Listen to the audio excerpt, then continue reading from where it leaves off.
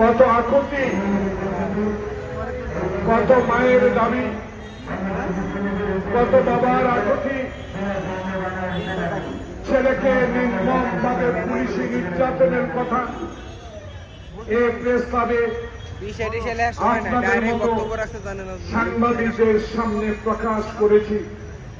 আজকে এই দুপুর বেলায় মোটর চালক যারা আজকে এই সভার আহ্বান করেছেন তাদের মনের কথাগুলো অতীত আমরা বলেছি, কিন্তু যিনি আজ ভারতে আশ্রয় নিয়েছেন, যিনি আজ চুরি করে পালিয়ে গেছেন, যিনি আজকে বাংলাদেশকে অর্থনৈতিক মেরুদণ্ড ভেঙে চুরমার করে দিয়েছেন, যিনি বাংলাদেশের সকল সাংবিধানিক প্রতিষ্ঠানগুলোকে ধ্বংস করে দিয়েছিলেন, যিনি আমার মায়ের ভোট খালি করেছেন, যিনি চৌধুরী আলমকে খুন করেছেন, যিনি ইলিয়াস আলীকে এখনো আমরা খুঁজে বেড়াচ্ছি, তাকে পাচ্ছি না, এই মর্মস্পর্শ কাহিনীগুলো তৈরি করেছিলেন সেই শেখ হাসিনা ওয়াজেদ আজ নেই।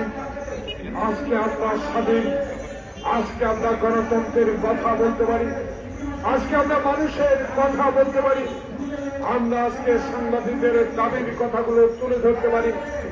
আজকে রাজপথে দাঁড়িয়ে আমরা আমাদের আকুতি বিনতি এই স্টেডিয়াম গভর্নমেন্টের কাছে বলার সুযোগ করে দিয়েছে যারা, সেই আবুল হোসেন সাইদ, আবু সাইদ খোকনের রক্তের বিনিময়ে যে দ্বিতীয় স্বাধীনতা অর্জন করেছি, আল্লাহ পাকের কাছে এই দুপুরে নামাজের আগে আল্লাহর কাছে আমরা সবাই দোয়া করি, আল্লাহ আবু সাইদ খোকন ও মুগ্ধকে আল্লাহ তুমি বেহেশত নসিব করে দাও। প্রিয় সালাদে ভাইয়েরা, এখন তো আর হাসিনা নাই, কেন আমরা রাজপথে দাঁড়াই? কেন আজকে আমরা অতীতের কথাই সরকারকে মনে করিয়ে দিই? এই কারণে আমাদের ভয় হয়। চিনি পেঁয়াজ মরিচের সংকট তৈরি করে বাংলাদেশের গরিবের মানুষেরকে দুঃখ দিয়েছে, তারা আবার নতুন করে আবার তাদের সুযোগ নেবার চেষ্টা করছে। তাই এই তত্ত্বাবধায়ক সরকারকে, ইন্টেরিয়াম গভর্নমেন্টকে এখনো রাজপথে দাঁড়িয়ে আমরা মনে করিয়ে দিতে চাই, তারা যেন আপনার উপরে ভর করে আবার সুযোগ নিয়ে বাংলাদেশের মানুষকে আর শোষণ করার সুযোগ না পান।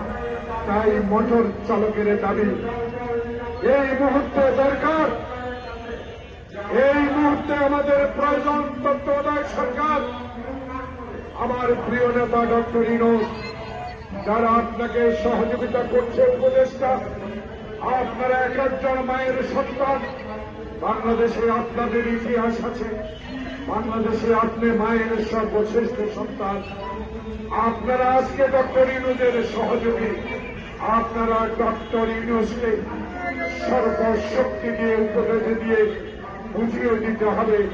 বাংলাদেশে এখন আমরা কিছু কিছু পত্রিকায়, কিছু কিছু টেলিভিশনে এখনো ওই চক্রের ছবি আমরা দেখতে পাই। তারা যেন আর কোনদিনও বাংলাদেশের মানুষকে শোষণ করার জন্য